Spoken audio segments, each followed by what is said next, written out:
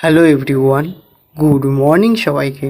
আবারও চলে এলাম নতুন একটা এক্সারসাইজ এবং যোগা ভিডিও নিয়ে সবার সঙ্গে শেয়ার করার জন্য। আমার সাথে ঘটে যাওয়া একটা ঘটনা আজকে শেয়ার করব। ঘটনাটা মূলত ট্রেনকে নিয়েই ঘটেছিল। একবার আমি ব্যান্ডেল যাওয়ার জন্য নবদ্বীপ থেকে ট্রেনে উঠেছিলাম, কিন্তু সেই ট্রেনে মোটামুটি ভিড় ছিল।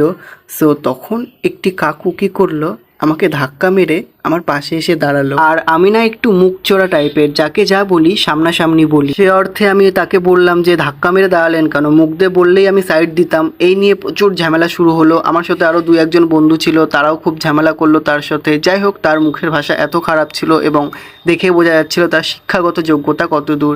সো সেখানে আমি চুপ পড়ে গেছিলাম, তাকে কিছু বলিনি এবং আমি আমার কাজে ফিরে গেছিলাম। সো ভিডিওটা এখানেই শেষ করছি। যদি ভালো লাগে অবশ্যই লাইক করবেন, শেয়ার করবেন, কমেন্ট করবেন এবং টাটা। আবার দেখা হবে অন্য কোনো ভিডিওতে। ততক্ষণ সবাই সুস্থ থাকবেন।